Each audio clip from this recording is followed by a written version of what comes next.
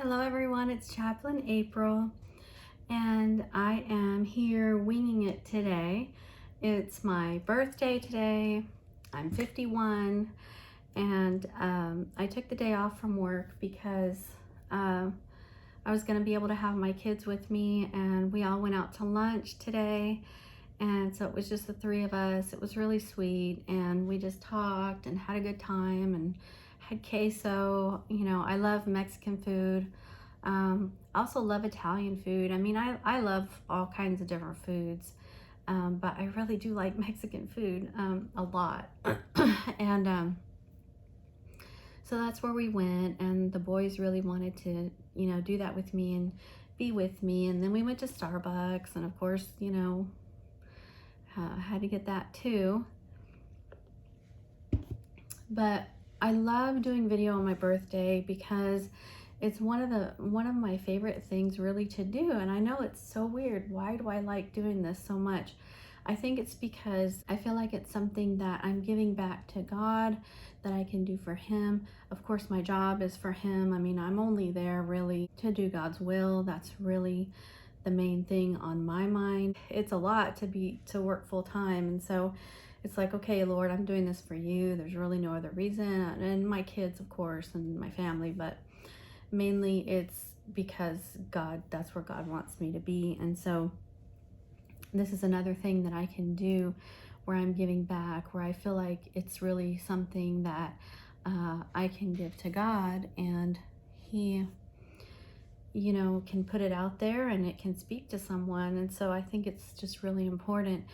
And I had this idea today because this is about the crucifixion, the resurrection, which is my absolute favorite thing. Easter's my favorite thing.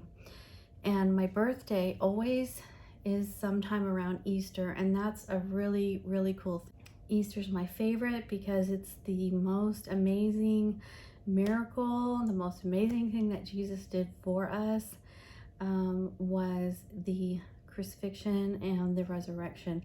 And so Easter is my favorite holiday. I've talked about this before. It's just I love everything about it because it's springtime. Spring's my favorite, and that might be from just the fact that I grew up in a tropical country. So that's the weather that I kind of grew up with. It's spring-like weather, and so I love the spring weather. I love all the things that come with spring, just any rain, or I even like thunderstorms. I love the sound of thunder at night. I have this sound thing that I turn on at night, and I always have it on thunder. I love the thunder and lightning, just all, rainstorms. But spring is all about, new life and new birth, and, your bulbs come out and flowers, and just all the pretty colors of spring, I think, are just my favorite. Just all the light colors. Okay, so where was I? So the boys both kind of have a lot of homework. My oldest is in college. He's finishing up his first year. That's hard to believe. But I'm not going to go into an update because I said I was going to do updates at the end. I don't really have an update today, actually, because I just did a video last week.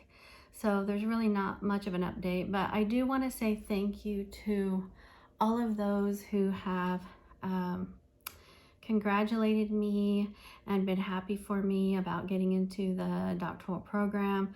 I thank you very much. I think it's very sweet. Anyone that is, excited for me and happy for me, that is just a really neat thing.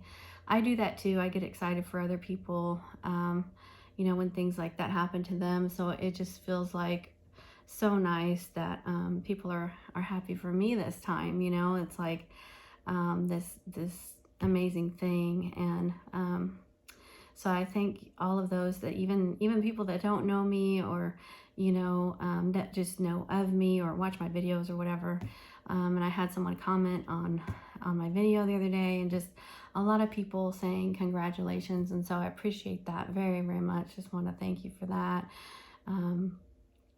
And so let's get into this crucifixion and resurrection, because I was thinking this morning, I'm like, okay, we're going to go to lunch. I'm going to have a leisurely morning. We're going to go to lunch.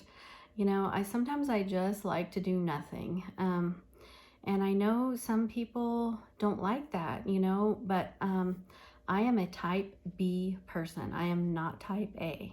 So I do not have to be doing things. I like to get things done. I like to be productive, you know, all of that. But I really am a very laid back type B person. So I don't have the type A, like, you know, have to be doing something all the time. I just don't feel that. I like my chill time. Oh, and you can tell I've still been sick.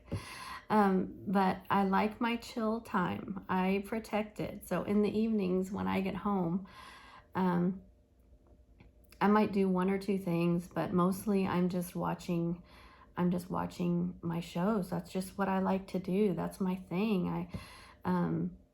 That relaxes me. I don't have to really, I can kind of turn my mind off a little bit, and like I watch the news and kind of see what's going on. If there's nothing major going on in the news, I just kind of segue into my little shows. Excuse me. So I do have a lot of religious shows that I watch, and that is true. But I also have just the entertainment shows. I do like entertainment, just mindless, stupid entertainment, you know, because my job is real serious. Everything in my life is kind of real serious. So I do like to just, you know, just relax and watch stuff, just sometimes funny or whatever. But anyway, so this video really is a serious topic.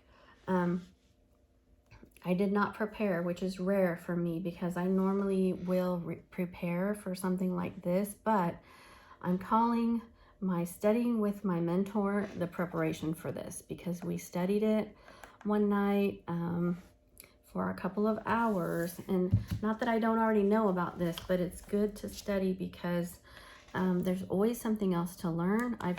I've learned that. There's always another angle that you can see something through, or another verse that you can interject, or another little piece of the puzzle, or, you know, that you can bring up in a video. So these are my notes from when she and I studied. So I am going to try to go through these notes with you guys while I'm just on here, because now that I work full time, I don't have as much time as I used to just come in here and, you know, piddle around for 2 hours and kind of read over things and all that. So I don't have that kind of time like I used to. And like this week I work Saturday, which is one reason why I'm off today, because you get a comp day. So I took the comp day today, but so I still have to work for 3 more days, and then I'm only gonna have Sunday off. So I don't have, you know, the leisurely time like I used to. But so we're just gonna go through this, and then I'll edit it as I can if there's parts that shouldn't be in there, whatever. But let's get straight into the crucifixion. Okay, so Easter is freaking amazing. Okay, so so Christmas is obviously, it's amazing because, you know, Christ was born and he came to this earth through supernatural way, right? And so, but the crucifixion is something that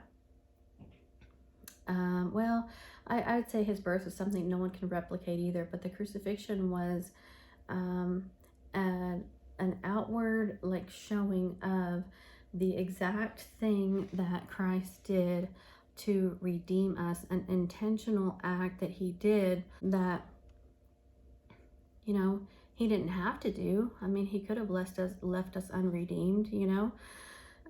But so let's just get into this. And I talked a little bit about it in my last video because I was so excited about the study that we had done. And but I want to go fully into it in these notes. So I think I was in my bedroom when we did this study, and this is the Bible that I have at my bedside table, this women's devotional Bible, and I just pulled it out, and whatever I had to write on in there, or something that I had used at church one day. So I was talking about the Holy of Holies in my last video, where to be in God's presence. It wasn't like it is today, because now that Jesus has come, everything has changed and is different than it was in the Old Testament. So I think a lot of people don't really understand how it was back then, and that's why things were so different. And you know, God was there in the Old Testament, but Jesus had not come yet. So the New Testament really is a whole another beautiful, amazing thing, and how we can be the type of Christians that we are today is because of what Jesus did. So in the Old Testament, you know, when you read it, and announced this before, but I love to watch Frasier. That's like my favorite show ever. And I literally almost watch it. I watch it almost every night. Ask my husband. He's like, oh God, it's Frasier time again. And I have seen every episode, I don't know how many times, but I just think that it is the wittiest show ever on television. I mean, Seinfeld was witty, but I don't know, Frasier just, it's another level. And Kelsey Grammer is possibly my favorite actor. I mean, I just think he is brilliant. He is a brilliant actor. I was talking about how I had watched this movie called I Can Only Imagine with my mom and my boys. Well, little did I know, right when I said that, like, this Jesus Revolution movie was coming out. It's out now. And Kelsey Grammer, who is Frasier, you know, who played Frasier, is in that movie, Jesus Revolution. And so I was like, oh my gosh, there is a movie that I will totally watch. Kelsey Grammer, you know, playing a pastor in you know, back in the 60s, 70s, you know, Jesus Revolution, sign me up like now today. And I was supposed to go watch it like when it first came out. I don't know what happened. I mean, I'm really not one to want to go do a whole lot in the evenings after I've worked. I'm just like done, you know. So that's probably why I haven't gone yet, but I really want to see that. So I brought all that up to say that one time Frasier had said in the show, they were talking about God, and Frasier was like, God can be ruthless. Have you read the Old Testament? You know, and so that's kind of goes with my point, that how the Old Testament was just so different. It was just a different era. It was a different covenant. It was a whole different thing that could be done, and things had to be done a certain way. And that's why there's all these laws and things, because we didn't have the Holy Spirit. You know, Jesus hadn't died yet. We didn't have what we have now. So what we have now is such an amazing, beautiful thing. You know, it's just completely different. And I think that most saints, most Christians don't realize what we have access to right now, how amazing it is what we have with what Jesus did for us. That's why I want to do this video. And I had visions of wearing purple. Okay, here I am wearing blue, but the weather here is so spastic. Like 2 days ago, it was literally felt like summer, literally. And then today it's back to bitter cold air, and I'm like, I don't even know what to wear anymore. I just whatever. But this is one of my little jumpsuits that I like, and I just threw that on. So there goes my idea of being dressed in like Easter colors. And I was gonna have this beautiful cross here, and I want it to be draped in like a purple, you know, beautiful linen and all this. Well, I don't have any of that, so I'm just winging it. Like I said today, I'm just doing the best that I can with what I have. But I want to get this out. If I wait, I won't get it out before Easter, and that's on Sunday. And so this is already late. This should already be out. But so let's look at, I don't even know where to start. So let me think about our talk and what we were talking about. So this is talking about Exodus 26:31. So I'm going to look in Exodus and see what I can figure out here. Okay, Genesis, Exodus, Leviticus, Numbers. Okay, so this is talking about the veil that was in the Holy of Holies. So And you shall make a veil and of blue and purple and scarlet material and fine twisted linen. It shall be made with cherubim, the work of a skillful workman. And you shall hang it on 4 pillars of acacia overlaid with gold, their hooks also being of gold, on 4 sockets of silver. And you shall hang up the veil under the clasps, and shall bring in the ark of the testimony there within the veil, and the veil shall serve for you as a partition between the holy place and the Holy of Holies. And you shall put the mercy seat on the ark of the testimony in the Holy of Holies. And you shall set the table outside the veil, and the lampstand opposite the table on the side of the tabernacle toward the south. And you shall put the table on the north side. And you shall make a screen for the doorway of the tent of blue and purple and scarlet material and fine twisted linen, the work of a weaver. And you shall make 5 pillars of acacia for the screen, and overlay them with gold, their hooks also being of gold. And you shall cast 5 sockets of bronze for them. So in the tabernacle, there are lots of studies on the tabernacle, because every single thing in the tabernacle, everything the tabernacle was made of, it all had an amazing meaning to it. I have not done the study on the tabernacle, but I know people that have. My mentor has, and it will absolutely blow your mind, how God had everything down to the absolute last detail of how things were to be in the tabernacle. And not only that, but everything had a meaning to it. So if we were to do a study on the tabernacle and all the little things, and just how the arches were, and this, and the pillars, and everything in there down to the gold cord, everything had a meaning in the tabernacle. So this is telling how God wanted the veil separating the Holy of Holies. So that veil was to tell you as a lay person, you cannot go past that veil. The Holy of Holies is here, and the Ark of the Covenant is behind the veil.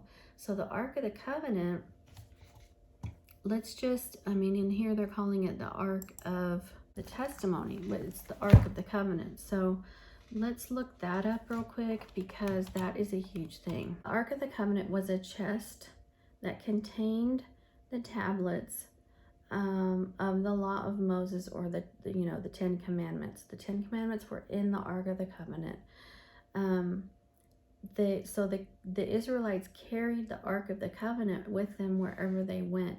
So inside the ark, an artifact believed to be the most sacred relic of the Israelites, which is described as a wooden chest covered in pure gold with an elaborately designed lid called the mercy seat. According to the book of Exodus, here we go, this is going to mess me up now.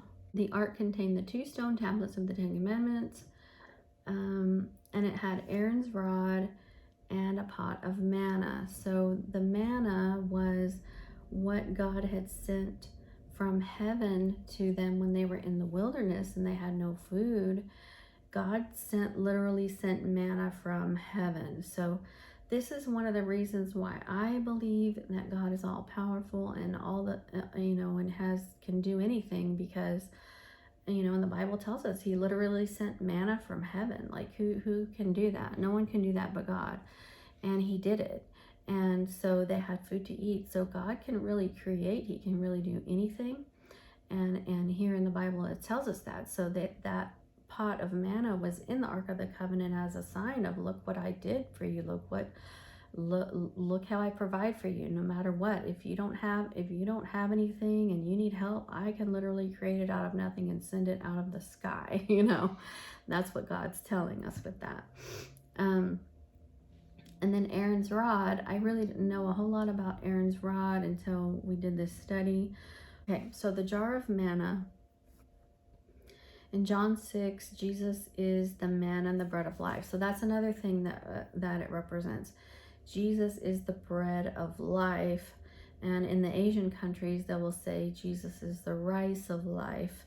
So the bread meaning like the most, basic staple. Jesus is a staple You know, bread is a staple in our diet. Like, we have to have bread to live. And in the Asian countries, you need rice to live. You know, rice is a staple. And so Jesus is that for us, right? And so that's partly of what that represents in the ark. Aaron was Moses' brother, okay? And he was the first high priest. Now I can't even read my own notes. Let's see.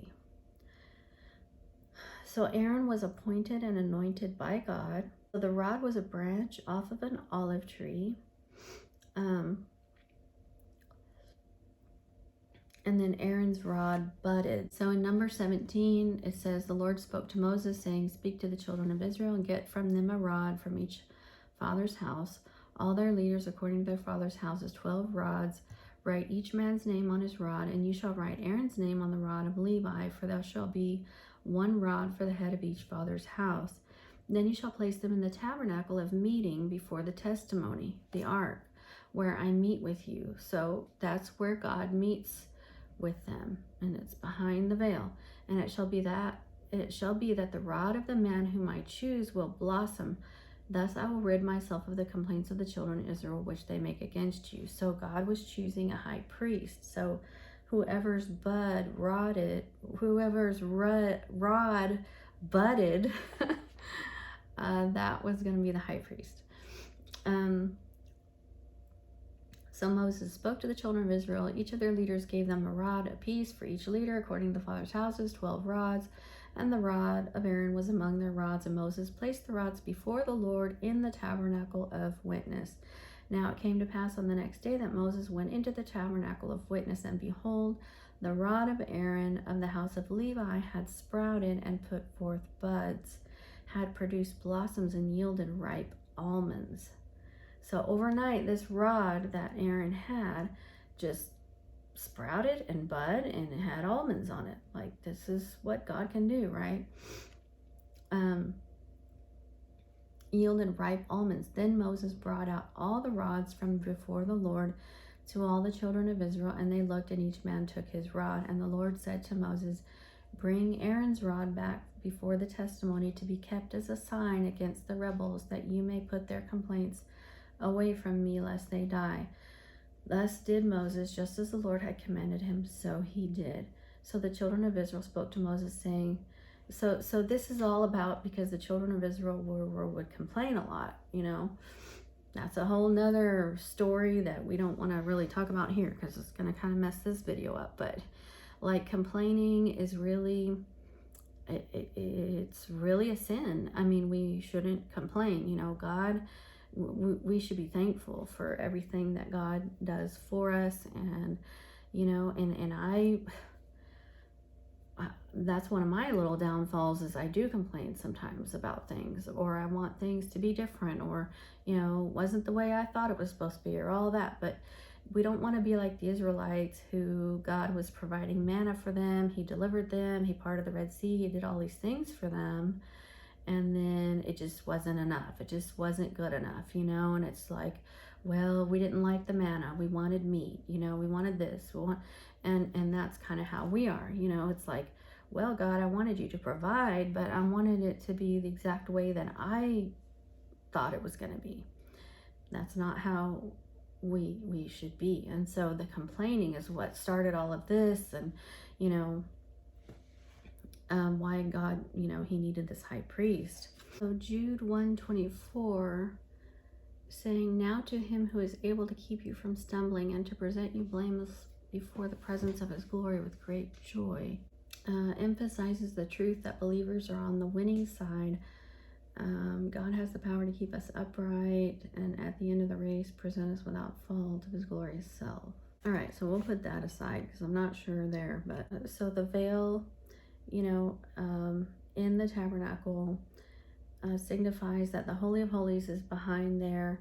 That's where the Ark of the Covenant is. And the reason the Ark of the Covenant is in there is because of the mercy seat. And that's where God's presence would reside, right there on the mercy seat. So then God wanted Aaron's rod and the 10 Commandments and the pot of manna all in the Ark of the Covenant. So this Ark of the Covenant was moved around several times, lots of times, because remember the children, the Israelites were in the wilderness for 40 years or so. So they had to take this with them. That was God's presence. So the stone tablets signified the fact that Jesus did not, was not going to abolish the law. He was going to fulfill the law. The law was given to show us why we die spiritually. So the mercy seat, Christ became it. He is the propitiation of our sins. The veil was torn at the moment of perfection of redemption. It is finished, is the completion of redemption. There was no longer a need to separate the Holy of Holies from man. Man could not go in but once a year, and the high priest. Man was forgiven for one moment. Christ is eternal Redeemer. Yeah, Jesus is not from the tribe of Levi like Aaron, but the tribe of Judah. So there's something about Jesus was from the tribe of Judah, so there's 12 tribes of Israel, and Aaron is from the Levi tribe, Jesus from the Judah tribe. So there was a reason that was there. They were not supposed to be from the same tribe. I forgot what it was my mentor had said to me there about that. Okay, so before the cross, before our redemption, before Jesus did what he did, a high priest would go in their special tent where they would, where the ark was and all of that, and the Holy of Holies. And so the veil was in between, everyone and the Holy of Holies, and only the certain high priest could go in there, because it's believed that that's where God's presence resided. That's where God was. It was like Yahweh's tent, and so only the high priest could go in there, and he had to do incense and all these things and a sacrifice. So the reason for the sacrifices is there is something about the blood. So with God and his redemption and man and all of that, so much is about the blood. So we need to do a video on the blood of Christ, because that's a huge thing. So one of the things I do every day in my declarations is plead the blood of Jesus over certain things, because blood is what covered the sin of man. So in the Old Testament, the sacrifices, and it had to be from an unblemished animal and all these things, and it has to do with the blood. So the blood is a huge part of all of this, because when the animal would be sacrificed, that blood would be spilled out. And so it's the blood, because blood is life, right? Life is in the blood. And so that's what covers sin. So that's why, whenever Jesus did what he did and resurrected and crucified, was because Jesus actually had to shed blood, because he was the absolute perfect sacrifice, unblemished sacrifice, just like the ones in the Old Testament. But now he is the ultimate final sacrifice ever needed. So that's why he had to have been beaten and all of that, because his blood had to be shed, because that's what covers sin, and that's what covers everything. And so that the blood is symbolic, and it still is. I mean, women can't have children without something to do with the blood. Everything, life is in the blood, and so that's how that it's one of those things that, yes, we need to do a study on it, but that's pretty much why everything happened the way it happened, with Jesus being beaten and crucified. And so I I'm focusing this time more on the crucifixion than the resurrection, because I did a video on the resurrection and how Jesus resurrected and he had all these witnesses and everything. He actually had eyewitnesses there.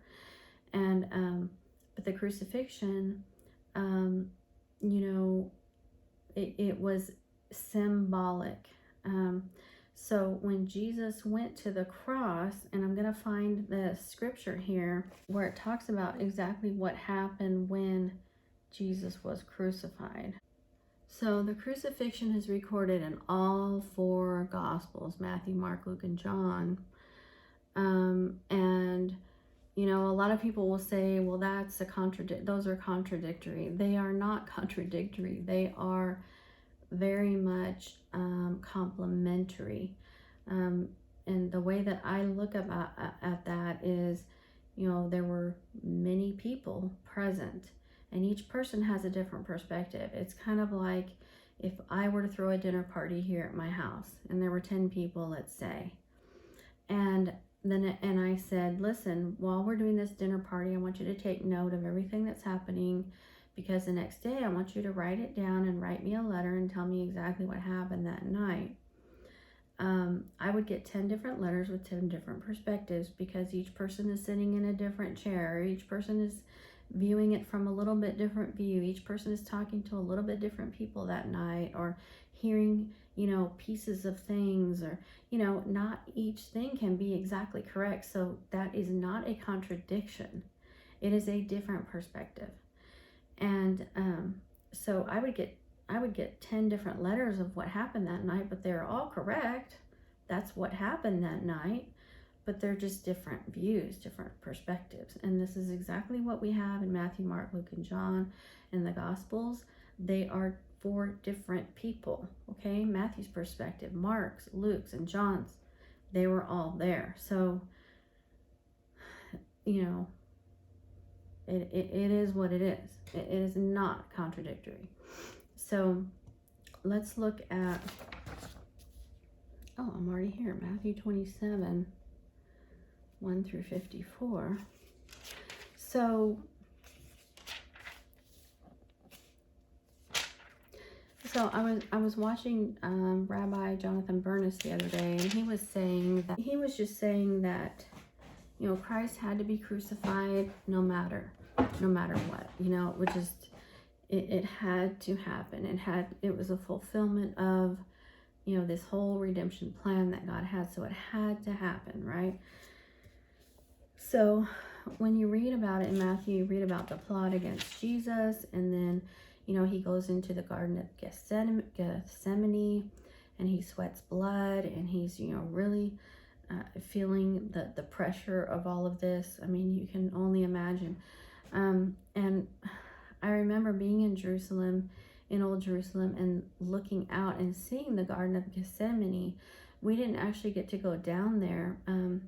My mentor had just had 2 knee replacements, and so we weren't going to trek too far, and I wasn't going to go by myself. So, but I remember at the back, the eastern gate there, where there's that cemetery and everything, you can see the Mount of Olives. You know, what amazing, spectacular thing. But then down, there's this little valley down there, and that's the Garden of Gethsemane down there. And that is where this all happened. How amazing is this? So we can read a little bit about Gethsemane. Then Jesus went with his disciples to a place called Gethsemane, and he said to them, sit here while I go over there and pray. So he prays, right? Let's see. He took Peter and the 2 sons of Zebedee along with him, and he began to be sorrowful and troubled. Then he said to them, my soul is overwhelmed with sorrow to the point of death. Stay here and keep watch with me. Going a little further, he fell with his face to the ground and prayed, my Father, if it is possible, may this cup be taken from me. Yet not as I will, but as you will. So that is a very profound prayer right there. He's talking about this whole crucifixion. Lord, can this cup be taken from me? Is there any way? Is there any other way for this to happen? Is there any other way for this to be done? Is there any way for this cup to be taken from me? Because he knew that this was his destiny. This was the Father's will. This is what had to happen in order to redeem mankind. But just imagine the pressure of all of that. Like, Lord, please, is there another way? Is what he's saying. He went away a second time and prayed, my Father, if it is not possible for this cup to be taken away, unless I drink it, may your will be done. When he came back, he again found them sleeping. So he found them sleeping and they couldn't even tarry 1 hour, that whole story. He left them and went away once more and prayed the third time, saying the same thing.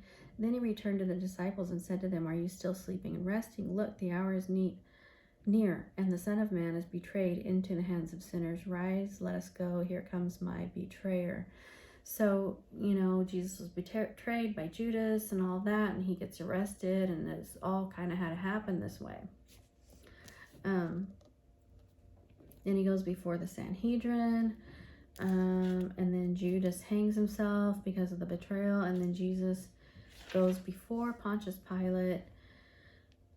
And, Pontius Pilate believes that the man is just kind of innocent, doesn't really see a reason to crucify him, but the people wanted him crucified. So then we get to, let's read a little bit here where it says, the chief priests and the elders persuaded the crowd to ask for Barabbas and to have Jesus executed. So they wanted Barabbas in exchange for Jesus. Which of the two do you want me to release to you? Asked the governor. Barabbas, they answered. What shall I do then with Jesus who is called Christ? Pilate asked. They all answered, crucify him. Why? What crime has he committed? Asked Pilate. But they shouted all the louder, crucify him. When Pilate saw that he was getting nowhere, but that instead an uproar was starting, he took water and washed his hands in front of the crowd. I am innocent of this man's blood, he said. It is your responsibility. All the people answered, let his blood be on us and on our children. Then he released Barabbas to them, but he had Jesus flogged and handed him over to be crucified. So then they mock him, they make the crown of thorns, all of this. They spit on him, they took his staff, they struck his head, all of this. And then the actual crucifixion. As they were going out, they met a man from Cyrene named Simon, and they forced him to carry the cross. They came to a place called Golgotha, which means the place of the skull. There they offered Jesus wine to drink mixed with gall, but after tasting it, he refused to drink it. When they had crucified him, they divided up his clothes by casting lots, and sitting down, they kept watch over him there.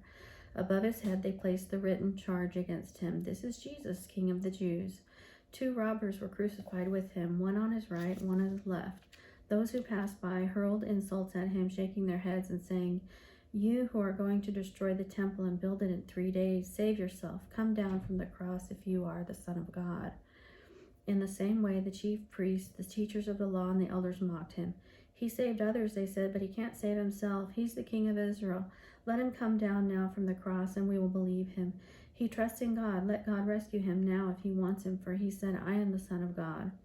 In the same way, the robbers who were crucified with him also heaped insults on him. And then the death.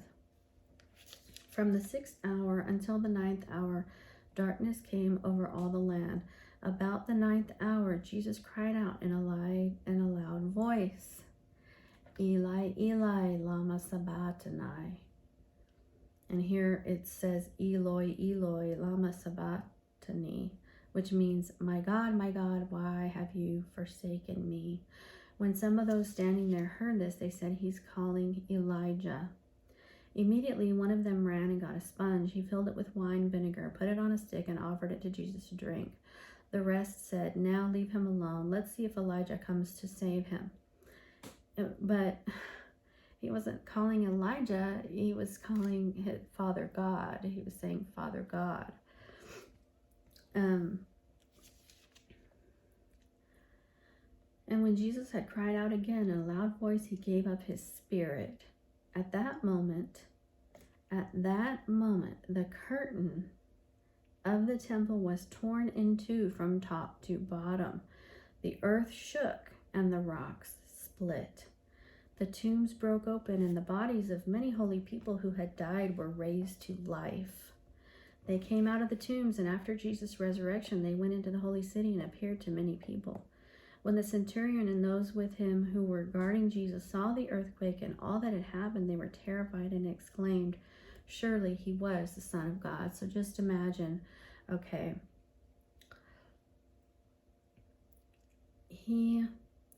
with a loud voice, he cries out and gives up his spirit. So he's dying. He died right at that moment. So you give up your spirit. So, we are all spirit, soul, and body. And so when you give up your spirit, your spirit is going somewhere. So Jesus' spirit left him. That's the moment of physical death, right? At that very moment, the veil in the Holy of Holies, okay, that separated the Ark of the Covenant and the mercy seat and all of that, that veil was torn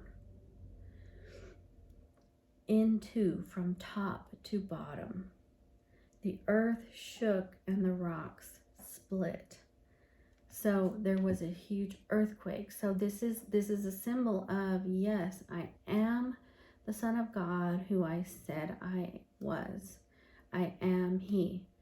And even though you guys don't believe it, you don't want to believe that I really am the Son of God, here is the evidence of it. This veil is now torn in two. Why? Because it is finished now. There's another translation that says it is completed. So what Jesus came to do and to redeem, which is mankind, which is the separation between us and God, that's the redemption that God came to give. Because the reason that God wanted people to love, the reason he created us is he wanted someone to commune with and to love and to be able to hang out with and all of that. And since the sin of Adam and Eve separated and made that chasm that I was talking about, put a chasm between us and God. So now, all throughout the whole Old Testament, even though this Ark of the Covenant is a symbol of the special relationship that the Israelites have with God, and there's all these amazing things, and it's freaking amazing, and then God's presence is sitting on the mercy seat, there's still a chasm and there's still a wall between us and God, and it's still not possible for any man to come in there in that presence, because that presence is so powerful and so amazing and so much for us to handle that only the high priest could handle it. And that's only if he did all these certain things that he had to do to go in there, incense and sacrifice and whatever, and Lord only knows what he had to do all year, and to even go in there.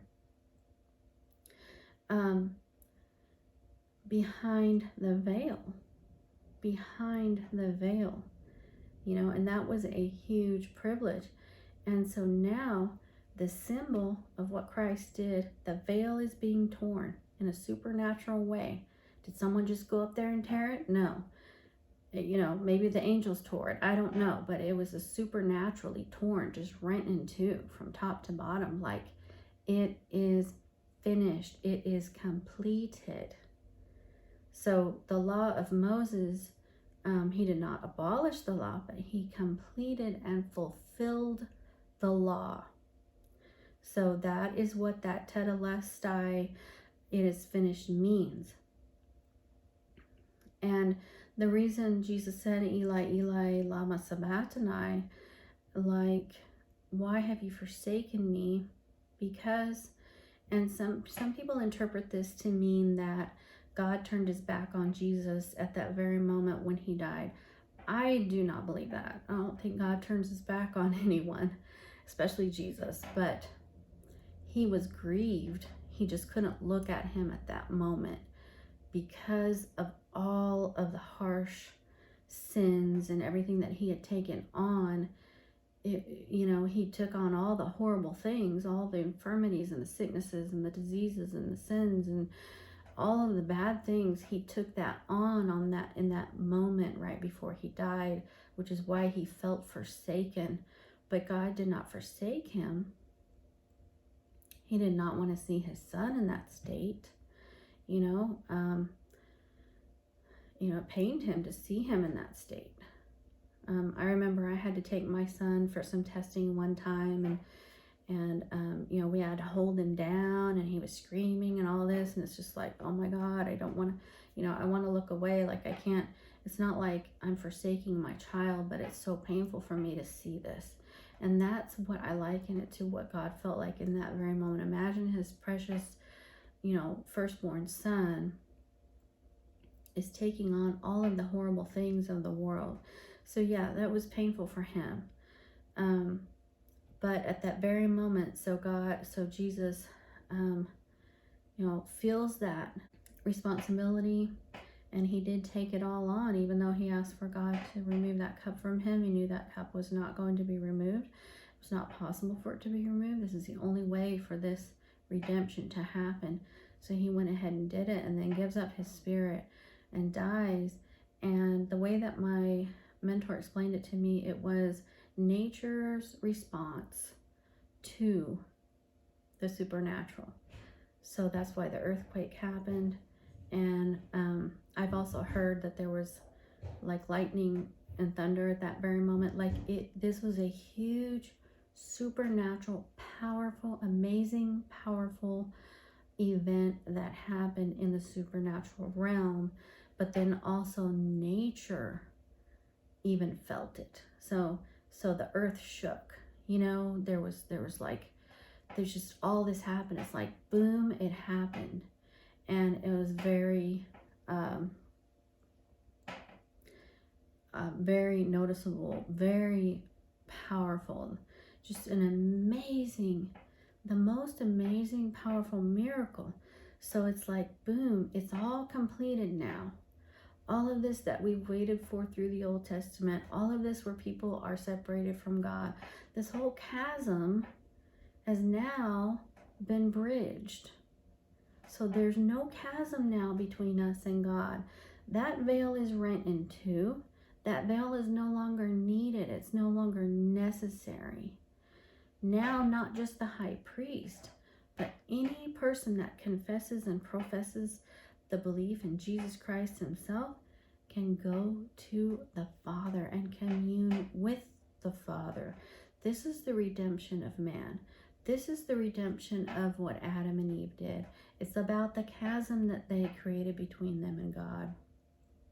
Remember, in the Garden of Eden, they were walking and talking with him every day, every morning. And after the sin, they could no longer do that. That's when the veil came in, the Ark of the Covenant. Now we have to do this. We have to have it a certain way now. And then Jesus, from the moment he was born and his whole life, he knew this was his destiny. This was his destiny to do for us. And so he didn't abolish the law. Those 10 commandments, they're all still there. But it's all been fulfilled now with his death. Only because he took on the sins of the world, he became the ultimate sacrifice. That blood was shed. And then he gave up his spirit, and it all happened supernaturally, naturally, and in every realm. It's like the natural realm shook, and then the supernatural realm shook with the veil being rent, all of those things. So now it is finished. It is completed. The chasm between God and us is no longer. And that is the amazing miracle of the crucifixion. The resurrection is its own thing too. But he had to die. He had to die in order to redeem us. So it's just amazing where it says the tombs broke open, the bodies of many holy people who had died were raised up, they came out of the tombs, all this stuff happened. And when the centurion and those with him who were guarding Jesus saw the earthquake and all that had happened, they were terrified and exclaimed, "Surely he was the Son of God." Many women were there, watching from a distance. They had followed Jesus from Galilee to care for his needs. Among them were Mary Magdalene, Mary the mother of James and James and Joseph, and the mother of Zebedee's sons. So then after that is the burial and everything. But, so the earthquake was nature's response when the creator of nature died, okay? Romans 8:22. Okay, let's read Romans 8:22 here. We know that the whole creation has been groaning as in the pains of childbirth right up to the present time. Not only so, but we ourselves who have the first fruits of the Spirit groan inwardly as we wait eagerly for our adoption as sons, the redemption of our bodies. For in this hope we were saved, but hope that is seen is no hope at all. Who hopes for what he already has? But if we hope for what we do not yet have, we wait for it patiently. Okay. The sky turned dark and tender. So we are now the righteousness of God in Christ. So remember the miracle, the amazing miracle of the crucifixion. So I've got lots of things here that I'm doing, different books I'm reading. This one is Chad Gonzalez, which I saw him on Sid Roth. I love Sid Roth. That's probably my favorite show, one of my favorite shows. It's all supernatural stuff and just amazing things and miracles and stuff and just different things that you don't hear about in everyday life. So I ordered his book. I have so many different books that I'm always kind of looking at and reading. My mentor and I are kind of going through this, John Eldridge, Moving Mountains. And then she told me about an app that he has. It's called the Pause app. And you go on there and you can just take a pause break for however many minutes you want. And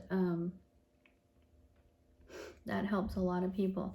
Oh, one little disclaimer I had was, it was Constantine's mother, which was Saint Helen, was the one that researched and found out where Golgotha is and all of that. So I really want to do a video on that. But I just wanted to clarify that was Saint Helen that did that. So, you know, Constantine is one of my favorites. I love Constantine. When I was in Italy, I got to see Constantine's Arch. I was like, don't show me the Colosseum. That's where, I mean, the Colosseum is cool, but that's where they ripped Christians apart, you know, with wild animals. So, like, no, to me, the Constantine's Arch was, you know, so much more significance to me. And then I also ordered this book. You know, I love Perry Stone. I watch Perry Stone. He has a show, and this man is so knowledgeable with scripture. I mean, this man knows his stuff. So I love to watch Perry Stone. I usually have to watch it a couple times because he talks a mile a minute and I can't sometimes follow what he's saying. It's just so jam-packed, and the man knows his stuff. I love to watch Perry Stone. But he's doing this thing now where he did this, it's an Appalachian treasure hunt. And the whole book, of course, I had to order it, you know, like I have time to do this. Yeah, let me, you know, take time out of my life when I can't even, you know, go visit anybody, to go traipsing through the Appalachian Mountains going on this treasure hunt, you know. But I just thought, wouldn't that be an amazing thing for me to do with my kids, or for us to do as a family, like go do this treasure hunt? How cool would that be?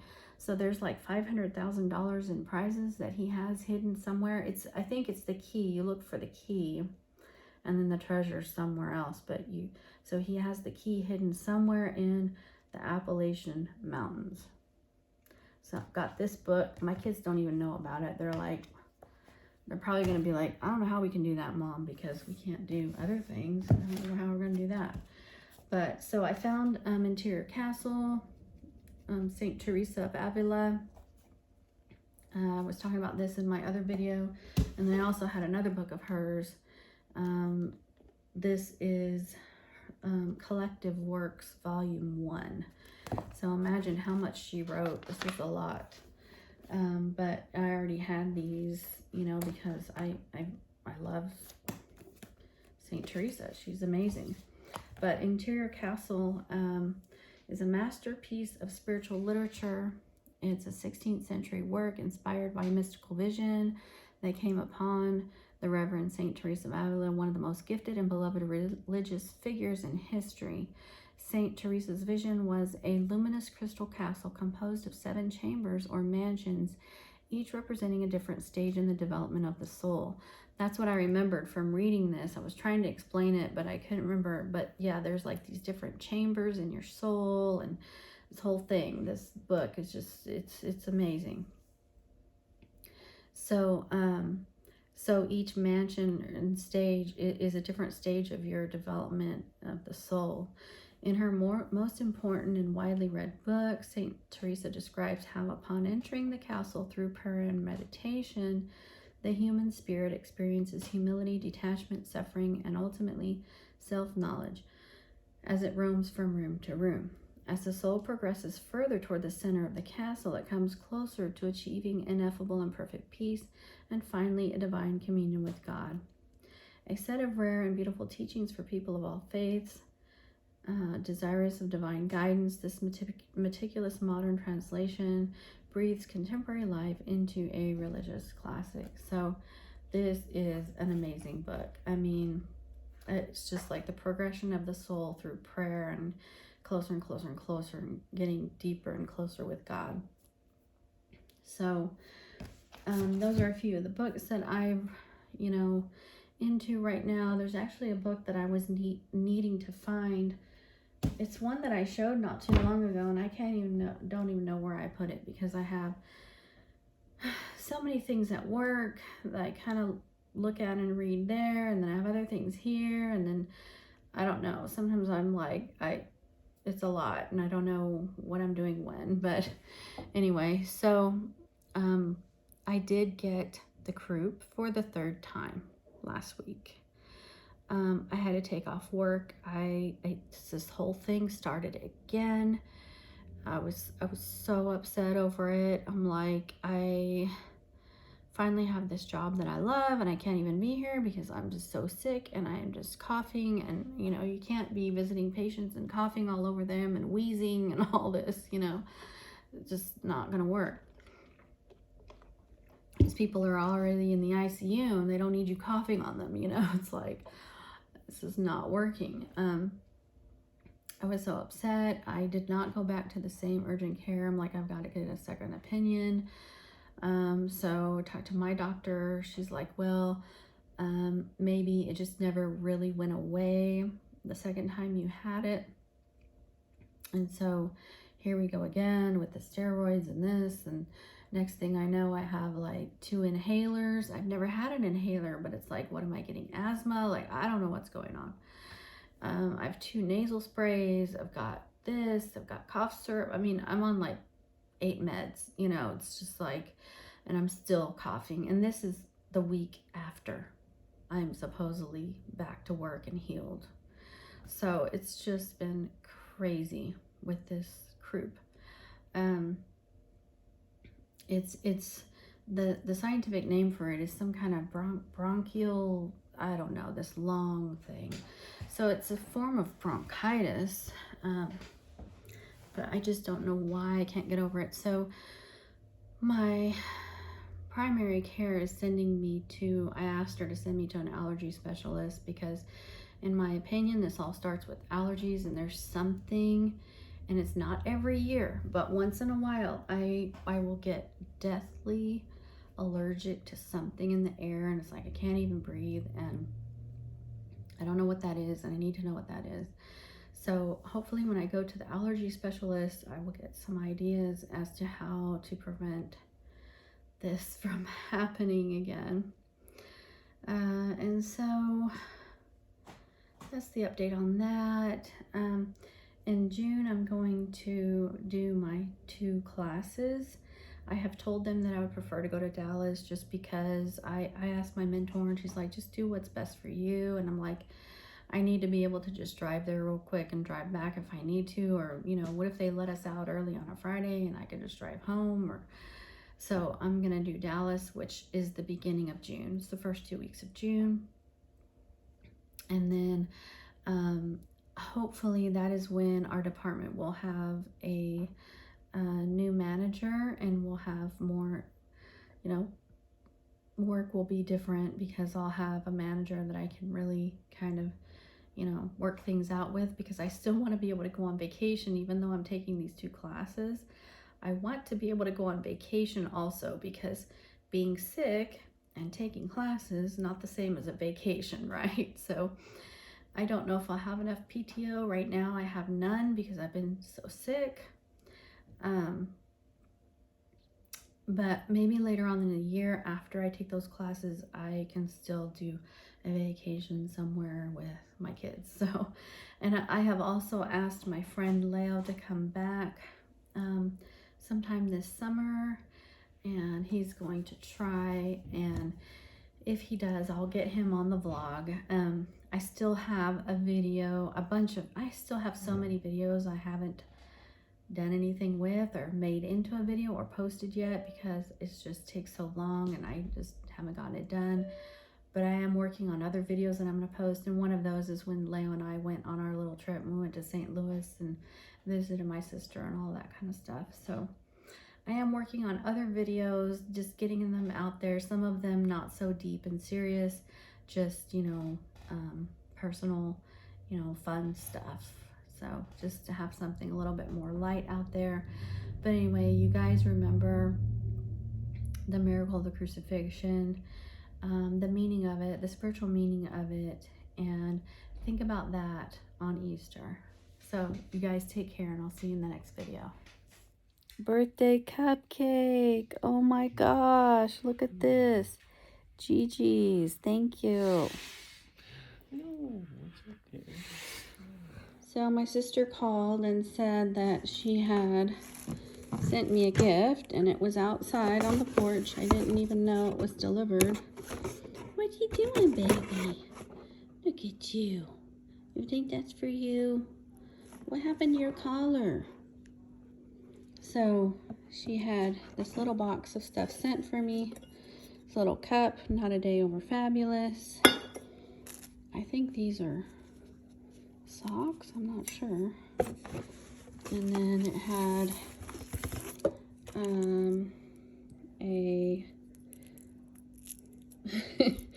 a purple bracelet, a candle, it smelled really good, for my birthday, a mirror for my purse.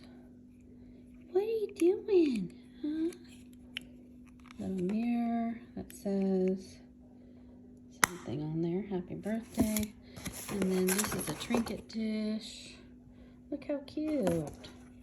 So that was my birthday gift from Christy. A few other things over here that go inside of it. Oh. And then the boys got me cupcakes. So I had birthday cupcakes today. Birthday cake, I should say. That's not for you. I think that's for you. And I love Gigi's cupcakes. They're so good. So they sang happy birthday. And then I was going to show this. I do have a hobby, which is crocheting. And I have not, I ordered this 3 or 4 months ago. I haven't even opened it yet. So I do like to crochet, but I don't have any time anymore. Are you going to do it for me? Are you going to crochet for me? You're not going to do it? You are? You're not? And you're going to make this for me? Huh? So if I ever get any extra time, I will be working on that. I have made several Afghans. One that's in the study right now is one that I made. I actually made one for everybody in the family. What are you doing?